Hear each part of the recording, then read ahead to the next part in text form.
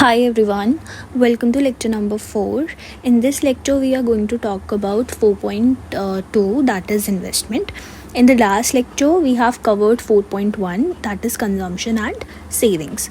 Okay, starting with the lecture, when we talk about investment, what is investment? Investment is basically spendings done by firms on capital goods, right? So, what are capital goods, guys? When we talk about capital goods, they are like assets, right? Which help in further production of goods and services. So we can say investment is what? It's firm's expenditure on capital formation, right? जब हमने consumption की बात की थी, so we talked about trade off कि when while making consumption decisions, individuals face trade off between current period and future period. Similarly with investment. So when we talk about trade off, consider this that जो firms हैं वो profits earn करती हैं, right? So when they earn profit, first option they have is कि वो profits से ज़्यादा जो है dividend दे दे shareholders को. और they can do, the other thing they can do is कि वो reinvest कर लें उस profit को in the business and that will work as investment. और उससे उनका क्या होगा? फ्यूचर प्रॉफिट्स बढ़ जाएंगे, राइट? क्योंकि अगेन इन्वेस्टमेंट करेंगे तो फ्यूचर प्रोडक्टिविटी बढ़ जाएगी, जिसकी वजह से फ्यूचर प्रॉफिट्स बढ़ जाएंगे. सो अगर वो शेयर होल्डर्स को पैसे देंगे तो वो इन्वेस्ट नहीं कर पाएंगे, राइट? और अगर वो इन्वेस्ट करेंगे तो वो शेयर होल्डर्स को पैसे नहीं दे पाएंगे. So they have to decide between whether to give dividend to shareholders or to reinvest the money in the business so that they can earn higher profits in the future. So that is the idea of the trade-off. All right. When we talk about the definition of investment in macroeconomics, we say in macroeconomics, investment means purchase or construction of capital goods. Again, capital goods are those assets which help in further production of goods and services, right? So, तो उसमें क्या क्या आ जाएगा आपका? It includes buildings, equipments, softwares and inventory. All these. All right. आगे चलते हैं. Then we talk about why do we study investment in macroeconomics? तो हम macroeconomics में investment पढ़ते क्यों हैं? There are two reasons. First is that investment depends on the economic condition. कि investment spending कितना होगा, ज़्यादा होगा, कम होगा, वो depend करता है कि इकोनॉमी की कंडीशन कैसी है. What is the state of economy. So अगर हम बात करें रिसेशन की, अगर ड्यूरिंग रिसेशन वी नो कि डिमांड इतनी नहीं होती है, बहुत ज़्यादा अनसर्टेनिटी होती है इकोनॉमी में, so at that time period firms जो है वो कम इन्वेस्ट करते हैं, राइट? बट अगर हम बात करें बूम पीरियड की, कि सब कुछ अच्छा चल रहा है, देयर इज़ मतलब हायर डिमांड्स हैं इकोनॉमी में, everything is well and good, तो इन दैट सिनेरियो जो रिटर्न्स होते हैं, higher returns are expected, so firms जो है वो ज़्यादा इन्वेस्ट करते हैं, right? So that is the idea. First reason is that we study investment in macroeconomics, that investment expenditure, it depends on economic condition. So second reason is that investment increases the productive capacity of the economy. So that's why we study it in macroeconomics. So we say जितना ज़्यादा हम invest करेंगे in buildings, in machinery, in technology, उतना ज़्यादा क्या होगा? हमारी economy की productive capacity, ability to produce more and more goods and services, efficiency बढ़ेगी, right? All these things. So investment से आपका current economic activity ही सिर्फ नहीं बढ़ती, but in the long run economic growth भी होता है. So that's the idea, right? Now we talk about desired capital stock. So how do firms determine कि उनको कितना capital stock चाहिए या कितना capital stock उनके लिए desired है? तो उतना amount of capital that allows the firms to earn the largest expected profit. तो that amount of capital जिससे उनका profit maximization हो जाए, right? वो उनके लिए क्या है? desired capital stock है.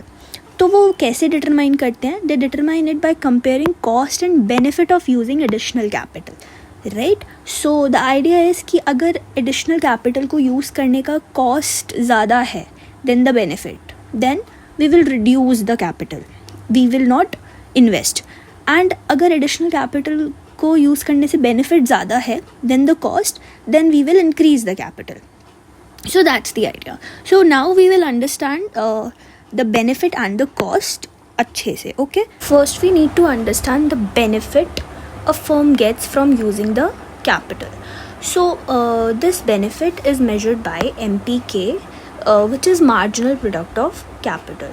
So marginal product of capital means increase in output when a firms add one additional unit of capital. Right. So it is expressed by increase in output due to increase in capital. Alright, so we can say it that it means if we increase capital, how much extra output the firm can produce, right? That's the idea.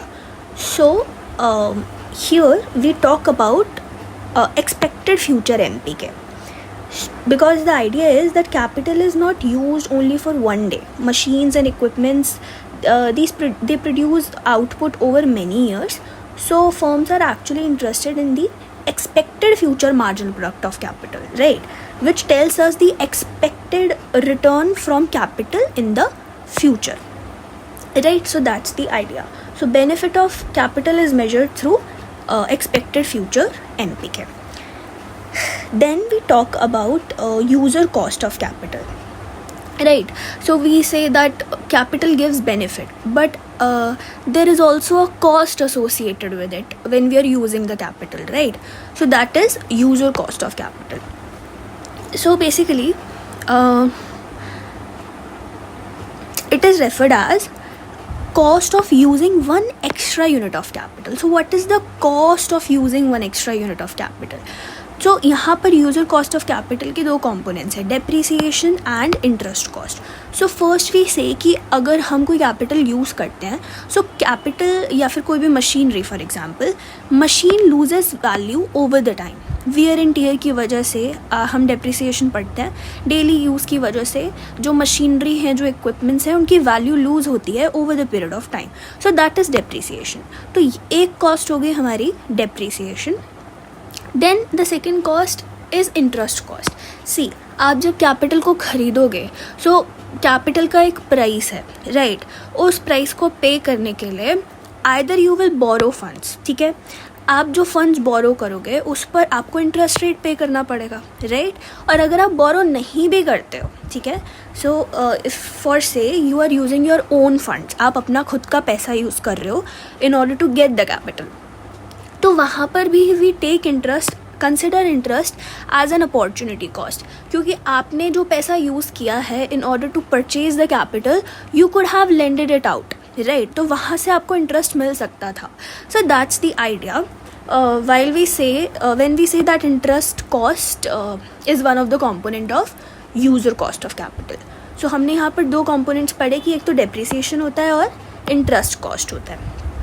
Okay, so here we consider an example कि यहाँ पर एक capital है जिसका price है $100 and depreciation का rate है 10% per year और इंटरेस्ट रेट दे रखा है 8% पर ईयर. तो आप इसका यूज़र कॉस्ट कैसे डिटरमाइन करोगे? First is depreciation. अब जो डेप्रिसिएशन लगेगा वो किस पे लगेगा? जो कि कैपिटल का प्राइस है पर ईयर, राइट? ओके. और इंटरेस्ट रेट जो आपको पे करना है per year, that is also on the price of the capital, क्योंकि आपने उतना ही अमाउंट बोरो किया होगा बाय दैट आइडिया. सो यहाँ पर हमने 10% डेप्रिसिएशन रेट लिया, 8% हमने इंटरेस्ट रेट लिया and 100 is the price of the capital. Then we figured out कि $18 is the user cost, right? So when we talk about determining the desired capital stock, so basically firm chooses that level of capital at which the expected future marginal product of capital it is equals to the user cost of capital. So जब हम इसको graphically plot करते हैं, we see that MPK is downward sloping because diminishing marginal productivity of capital. It says as the capital stock increases, keeping other factors constant, as we increase the capital stock, the extra output from an additional unit of capital, it falls. So because of law of diminishing marginal returns, it is downward sloping. And when we talk about user cost, it is horizontal. That means it is constant. Cost of an additional unit of output, it is same. Since we are considering the price of capital, depreciation rate and interest rate, these are constant, hence price of using an additional capital is same. So हमारा जो user cost है that is parallel to x-axis. So the intersection of both of these curves is here. So at this point we get our desired level of capital. So why is it the desired level of capital? Because यहाँ पर firm का जो profit है वो maximise हो रहा है. If we talk about any level of capital before this point, तो वहाँ पर क्या है आपका MPK, your benefit is greater than your user cost. So firm will invest more till the point it is equal. और अगर हम बात करें इस पॉइंट के बाद की, so we see that MPK the benefit is less than user cost. So after this point, if we increase our capital, so the cost is greater than the benefit, right? So that is not profitable for firms. So it means यहाँ पर अगर a firm है, so they will reduce the capital. So that's the idea. Next we talk about changes in the desired capital stock. So what changes the desired capital stock level? So changes in the desired capital stock can occur due to two reasons. First we say अगर user cost of capital में change आता है उसकी वजह से आपका desired capital stock change हो सकता है. Second reason is अगर आपका expected future marginal product of capital यानी MPKF change होता है उसकी वजह से भी आपका desired capital stock change हो सकता है. So let's first talk about अगर user cost of capital में change आता है तो उसकी वजह से desired capital stock कैसे change होता है. So let's consider कि हमारा user cost of capital has decreased, right? So let's say कि interest rate कम होने के कारण now overall user cost has decreased. So for example पहले 18 था, अब user cost 16 हो गया है. So cost of additional unit of capital is 16 now. So user cost जो है वो downward shift हो जाएगा. The user cost line shifts downward, right? It represents कि अब हर additional unit of capital की जो cost है, user cost है, that is 16, right? तो user cost line shifts downwards. So अब हम अगर desired capital stock determine करें equilibrium के through, so we see क्योंकि अब user cost has changed, तो पहले हमारा जो equilibrium था यहाँ पर था because cost and benefit यहाँ पर equal थे, but now user cost has shifted downward. So now the new equilibrium is this. So we can say that desired capital has increased क्योंकि user cost के कम होने से investment has become cheaper. So desired capital stock increases. Now let's talk about the second factor which can change the desired capital stock, that is change in expected future MPK.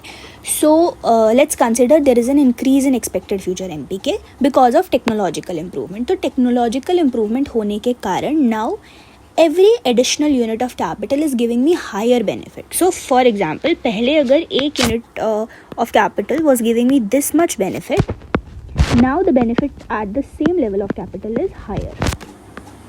So that's the idea. तो ये चीज़ आप कैसे represent करोगे? By shifting the MPK curve rightwards. कि हर additional unit पे अब जो हमें benefit मिल रहे हैं, the benefit we are getting, it is higher, right? So MPK curve shifts upward.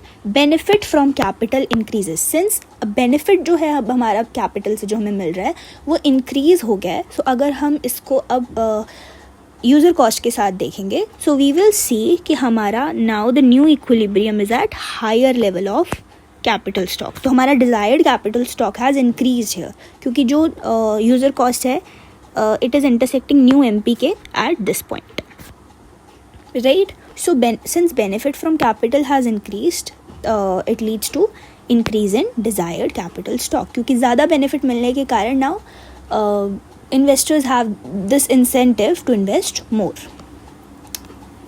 So अभी तक हमने बात करी कि एक फर्म के लिए डिज़ायर्ड कैपिटल स्टॉक कैसे डिटरमाइन होगा, जहाँ पर उस कैपिटल लेवल पर जहाँ पर हमारा कैपिटल से मिलने वाला benefit is equals to user cost, that would be the desired capital stock. So firm will invest till the time until the benefit is equals to user cost. firm will invest until the marginal product of capital equals the user cost of capital. But now we are saying कि जो firms को MP के जो benefit मिल रहा है investment से, let's say the benefit is in terms of revenue, तो वो बेनिफिट अब उनको कम्प्लीटली रिसीव नहीं हो रहा है, राइट उस बेनिफिट से now they have to pay tax out of it. तो now we are studying taxes in the desired capital stock. So taxes किस तरीके से डिज़ायर्ड कैपिटल स्टॉक को अफेक्ट करते हैं. So now firms do not receive full MPK, they have to pay tax out of it, so they receive only after tax MPK. तो उनको जो revenue मिल रहा है, जो बेनिफिट मिल रहा है, वो आफ्टर टैक्स मिल रहा है, कंप्लीट बेनिफिट नहीं मिल रहा है.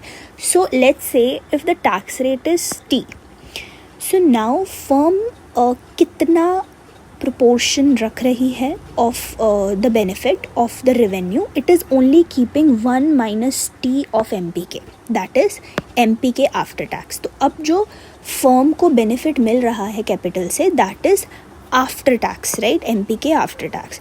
तो अब जो हमारी कंडीशन बन जाती है, that becomes 1 minus T of MPK is equals to user cost.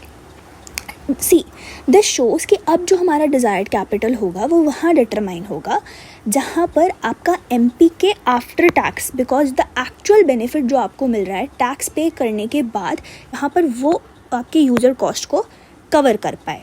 C that's the idea.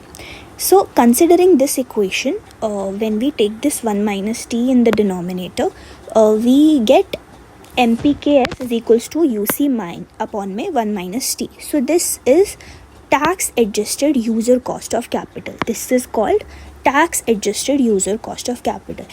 अब ये हमें क्या बताता है? See, this tells us the minimum before tax marginal product of capital required for a firm to cover the user cost of capital when taxes are taken into account. So tax adjusted user cost of capital basically हमें ये बताता है, it tells us कि हमें कितना minimum before tax MPK चाहिए ताकि after paying the tax हमारी जो यूज़र कॉस्ट है वो कवर अप हो जाए, right. Let's understand it with an example. For से यूज़र कॉस्ट ऑफ कैपिटल दे रखी है ₹100 पर ईयर, ठीक है. टैक्स रेट दे रखा है 20%. तो हमारा बिफोर टैक्स MPK कितना होना चाहिए, बिफोर टैक्स रेवेन्यू कितना होना चाहिए, so that after paying the tax मेरी यूज़र कॉस्ट जो है वो कवर हो जाए, राइट. सो हम इसको इस के थ्रू निकालेंगे. MPKF is equals to UC by 1 minus T using same formula. So user cost is 100 and tax rate is 20, so denominator में 1 minus 20%. When we will solve this, we will get 125. So 125 is what? 125 tells us कि हमारे को कम से कम 125 rupees का benefit मिलना चाहिए, so that after paying 20% tax हमारी user cost cover हो जाए. See we can check it also. We get the benefit of ₹125. So इसमें से 20%, जैसा कि क्वेश्चन में था, 20% of the benefit government will take, that is 25 rupees. Rest of the 100 rupees is left with us. See the remaining 100 rupees is our real benefit जो हमें actually में मिल रहा है after paying the tax. And does it cover user cost? Yes. So now it covers the user cost. So we have understood how it works. So now firm can actually cover the user cost. So अगर tax rate बढ़ जाता है, so what happens कि tax rate बढ़ने के कारण अब आपको जो टैक्स देना है वो और भी ज़्यादा देना है, राइट. सो आपको बिफोर टैक्स MPK अब और ज़्यादा चाहिए, right. So before tax MPK आपको और ज़्यादा चाहिए ताकि आफ्टर पेइंग टैक्स आपकी सेम यूज़र कॉस्ट जो है वो कवर अप हो सके. So required before tax return is higher, right. अब हमें ज़्यादा जो है वो बिफोर टैक्स रिटर्न अब हमें ज़्यादा चाहिए, which means tax adjusted user cost is higher now. User cost is now high because tax is high. So that decreases the investment, or we can say that decreases the desired capital stock because it increases the user cost or tax adjusted user cost. If we talk about reality, in reality firm pay taxes on profits rather than directly on revenues. तो firms जो हैं वो अपने profits पे taxes pay करती हैं rather than revenues पे अपने जो टैक्सेस हैं उनको पे करती हैं. And tax rules affecting investment decisions are more complex than what our simple model assumes. और रियल लाइफ में टैक्स रूल्स किस तरीके से इन्वेस्टमेंट डिसीजंस को अफेक्ट करते हैं, that is even more complex, right, than जो अभी हमने अपने मॉडल में समझा है. So far we have talked about that in reality जो firms हैं they pay taxes on their profit rather than on revenues, right? So here we talk about depreciation allowance, that how depreciation allowance reduces the taxable profit, right? So when a firm buys capital, government usually allow the firm to deduct a part of the capital cost from taxable profit over time. So जब भी basically whenever firm buys capital, तो government allow करती है firm को that they can deduct a part of their capital cost from the taxable profit over time. Okay, so let's consider an example जहाँ पर cost of capital क्या थी, 1 lakh थी, and firm का annual profit was 50,000. So tax rate, if tax rate is 30%, so how much tax the firm pays? Firm pays 30% of the profit, that is 50,000. So it is going to be 15,000. So we have seen the example where we haven't considered depreciation allowance. Now we will understand that how it works, how depreciation allowances reduces the taxable profit, right? So now considering depreciation allowance, suppose government allowed firms to depreciate the capital over the 5 years. So if government has allowed firm to depreciate their capital over the 5 years, that means depreciation each year is going to be 20,000. Right? Since the annual profit is 50,000, so taxable profit now it is going to be 30,000. So the idea is we are considering depreciation as our cost. Right, so government is basically allowing us to reduce our profits, right? So we know that according to depreciation, our capital loses value every year, right? So according to depreciation allowance, the government is allowing us to reflect it as a cost and reduce our taxable profit. Right, so in this case the tax paid by firm is 30% of this 30,000, because considering 20,000 this depreciation allowance, it has reduced our taxable profit. So now 30% is going to be charged on these 30,000, so it is going to be 9,000. तो पहले हमने देखा था the tax was 15,000 without the depreciation allowance, considering every value same, right?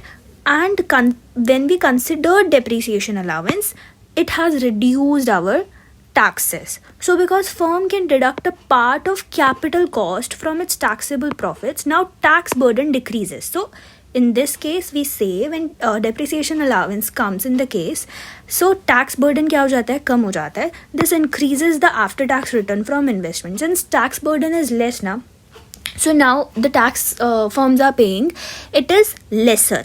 Right, जब हम depreciation allowance को consider कर रहे हैं, so tax that firms are paying it is laser.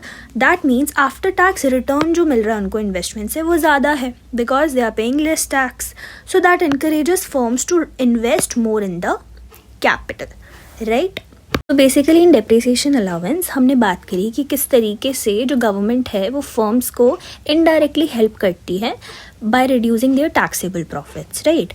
तो इन्वेस्टमेंट टैक्स क्रेडिट में वी से दैट किस तरीके से गवर्नमेंट डायरेक्टली हेल्प करती है फर्म्स को by reducing there tax bill directly, right. तो उनका टैक्सेबल प्रॉफिट रिड्यूस नहीं करती है, डायरेक्टली टैक्स रिड्यूस करती है. See, and ITC allows the firm to subtract a percentage, a certain percentage of the purchase price of new capital directly from its tax bill.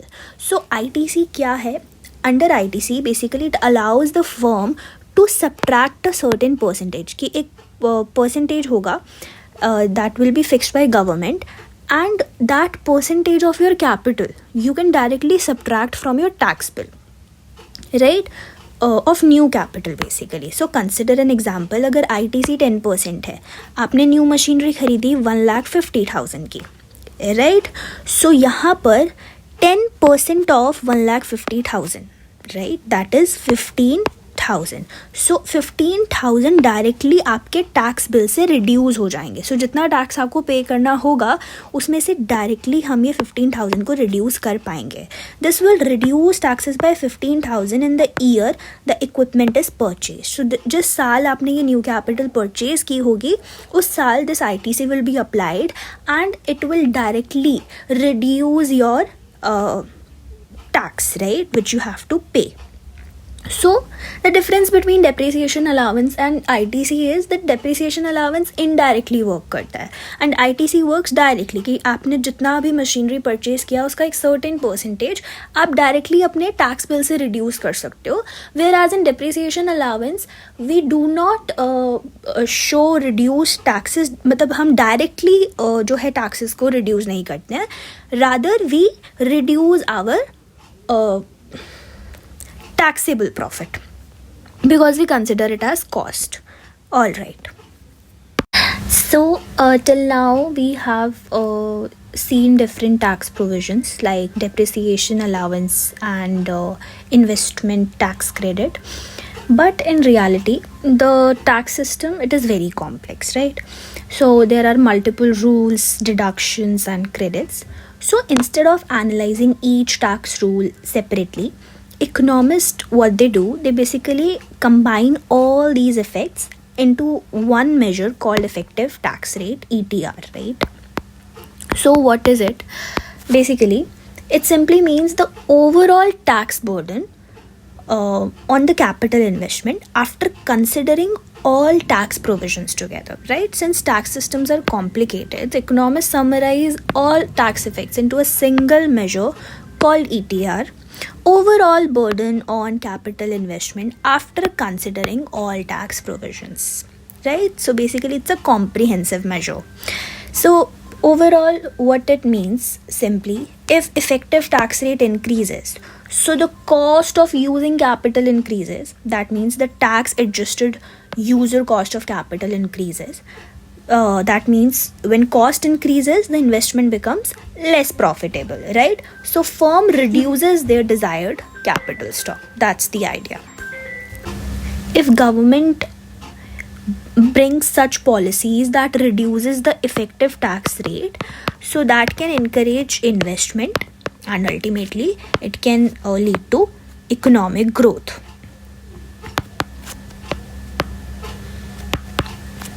Right?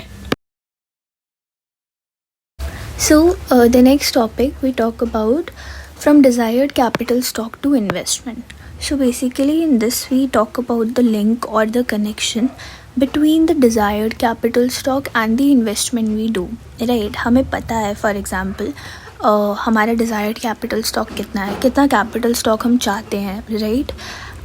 So how much investment we do actually do to reach that desired capital stock, right? तो वो हम उस connection की बात करते हैं in this topic. तो हम कहते हैं for example if we talk about a particular year, अगर हम एक year की बात करें तो जो कैपिटल स्टॉक होता है वो दो चैनल्स के थ्रू चेंज हो सकता है. That is first is gross investment, second is depreciation. तो एक ईयर में आप कितना न्यू कैपिटल परचेज करते हो या फिर कंस्ट्रक्ट करते हो, first is that adds up to your capital stock, तो इट इंक्रीजेज कैपिटल स्टॉक. दूसरा हमें पता है कि हमारी जो एग्जिस्टिंग कैपिटल है उस पर हर साल डेप्रिसिएशन लगता है. So depreciation also changes capital stock because capital wears out over time. तो capital stock जो है that reduces due to depreciation. तो हमारा capital stock इन दो channels के through change होता है. Gross investment adds up to the capital stock and depreciation reduces the capital stock. That's the idea. So if we say कि if we talking about a year, तो एक year में capital stock में कितना change आ रहा है. Change in capital stock is happening due to two things ना. ग्रॉस इन्वेस्टमेंट, आप कितना एडिशनल इन्वेस्टमेंट कर रहे हो, माइनस उसमें से कितना डेप्रिसिएशन हो रहा है, एग्जिस्टिंग कैपिटल पे आपको कितना लॉस हो रहा है. That is overall change in the capital stock in a year, right. So हम इसको इक्वेशन के थ्रू रिप्रेजेंट कर सकते हैं. We can say change in capital stock is equals to gross investment minus depreciation. So this KT plus 1 minus KT, it shows change in capital stock because KT plus 1 shows capital stock at the end of the year T, right? And KT shows capital stock at the beginning of the year T. So same idea, that change in capital stock is equals to gross investment minus depreciation. So that is net investment, right? Actual investment कितना हो रहा है या फिर actual addition to the capital stock कितना है, that is net investment.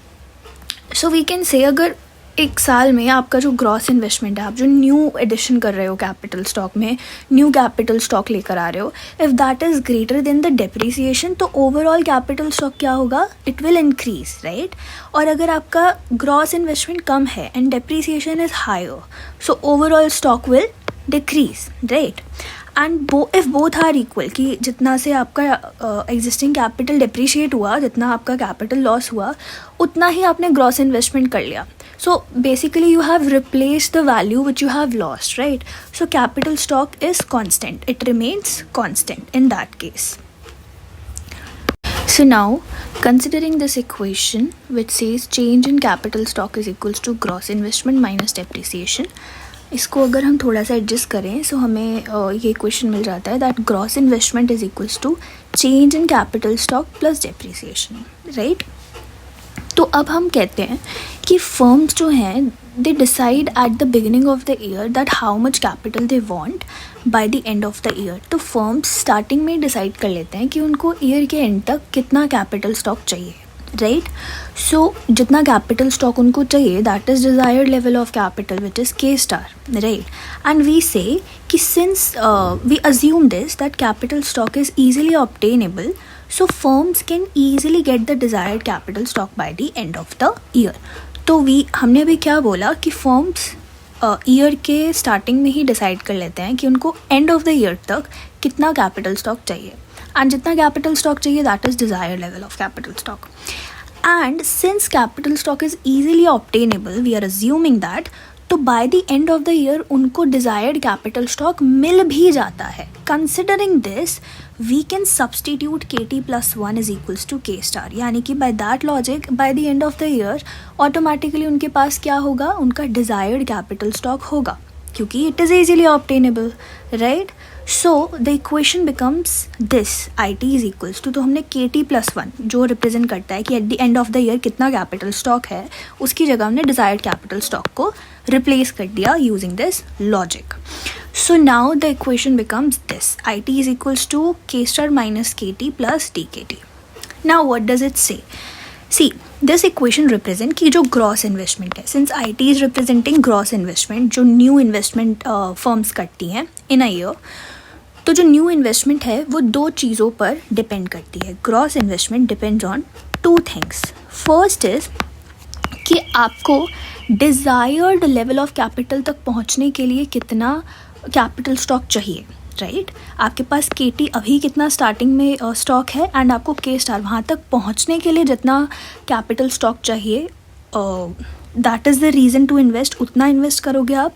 दूसरा is जो जितना वैल्यू आपका डेप्रिशिएट हो रहा है कैपिटल स्टॉक का, वो कैपिटल लॉस को रिप्लेस करने के लिए आप वो करोगे, इन्वेस्टमेंट करोगे. So these are the two reasons कि एक फर्म ग्रॉस इन्वेस्टमेंट करती है या न्यू इन्वेस्टमेंट करती है. So firms invest for both, दो रीजन्स की वजह से. First is to increase their capital stock to desired level, जिसकी बात की हमने इस पोर्शन में कि अपने कैपिटल स्टॉक को डिज़ायर्ड लेवल तक पहुंचाने के लिए वो इन्वेस्ट करती हैं.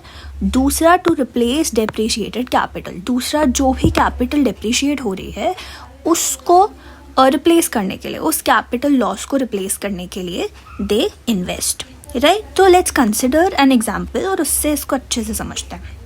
सो सपोज एक फर्म की करंट कैपिटल है 100 और डिज़ायर्ड कैपिटल है 120 और उस साल डिप्रिसिएशन जो लग रहा है, डिप्रिसिएशन मतलब कैपिटल लॉस उनको जो हो रहा है वो हो रहा है 10 का, ठीक है?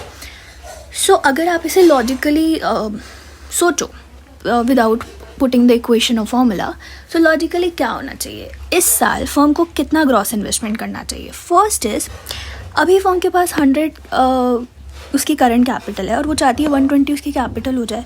So first is this difference, 120 तक पहुंचने के लिए उसको 20 का इन्वेस्टमेंट करना होगा, राइट? सेकेंड इज़ दूसरा उसका जो 20 का करना होगा to reach the desired level of capital from current level of capital. दूसरा इज डेप्रीसिएशन. ठीक है, दूसरा इज डेप्रीसिएशन. जो 10 से आपका कैपिटल लॉस हो रहा है उसको भी तो आपको रिप्लेस करना होगा. सो ओवरऑल आपको टोटल कितना ग्रॉस इन्वेस्टमेंट करना होगा? 30. So that is the logic. अगर हम इसको सेम अपनी इक्वेशन में पुट करें, सो इक्वेशन से is I T is equals to K star minus K T, right, plus D K T. So this represent कि हमारे को डिज़ायर्ड लेवल तक पहुंचने के लिए कितना इन्वेस्ट करना पड़ेगा, plus two replace depreciation. So desired level is 120, current level is 100, plus depreciation is 10. So 120 minus 100 is 20, then plus 10 is 30. So we got the same answer. I hope this logic is clear to you. We have talked about this equation that tells us कि how much a firm should invest in a year, right? Firm को कितना invest करना चाहिए एक year में, right?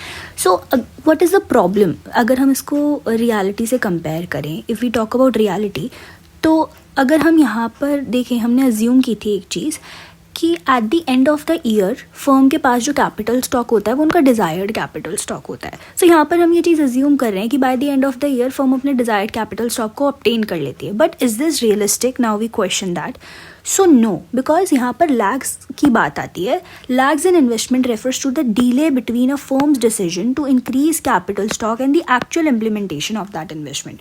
So it might be the case कि K star बढ़ गया होगा, your desired capital has increased, कि आप इतने सर्टेन अमाउंट से डिज़ायर्ड कैपिटल को बढ़ाना चाहते हो. बट दैट्स नॉट नेसेसरी कि सेम ही ईयर में आपकी इन्वेस्टमेंट उतने से बढ़ जाए, बिकॉज समटाइम्स कैपिटल स्टॉक को बढ़ाना it may take more than a year, right? उसकी प्लानिंग, उसकी कंस्ट्रक्शन, उसकी installation. So that's the idea. So अगर हम रियलिटी में बात करते हैं तो रियलिटी में we talk about lakhs.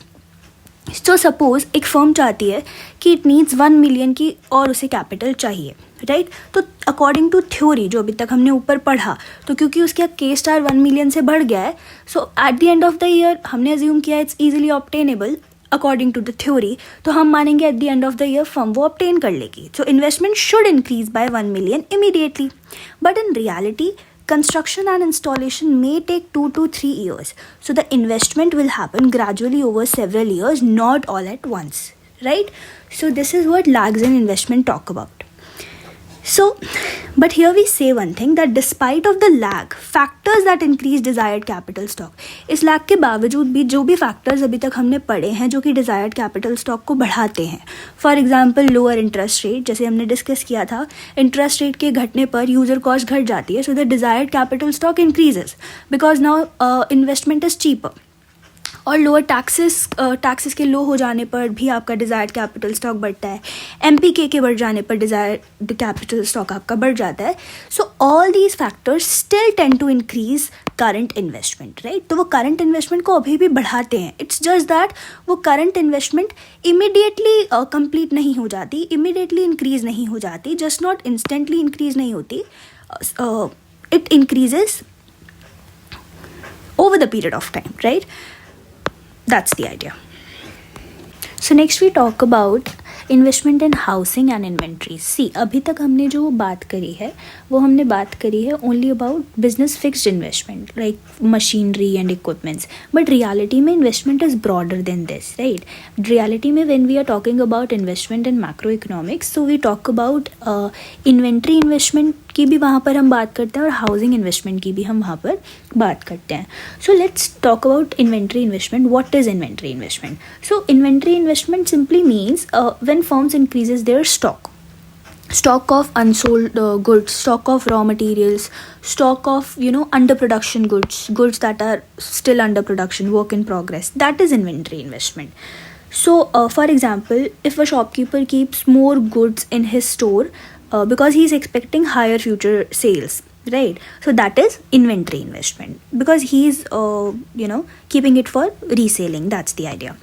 If we are talking about housing investment की अगर हम बात करें, so housing investment involves construction of houses, apartments, residential buildings, all these things, right? So here the main thing is that same idea we have studied for business fixed investment follows here as well. That is that firms or individual, they will only invest only when the expected future benefit from that investment is at least equal to its cost. So the idea is, even here investment happens when expected marginal productive capital is greater than or equal to the user cost of capital. So whether it's about machines, inventories or housing, the decision rule remains the same.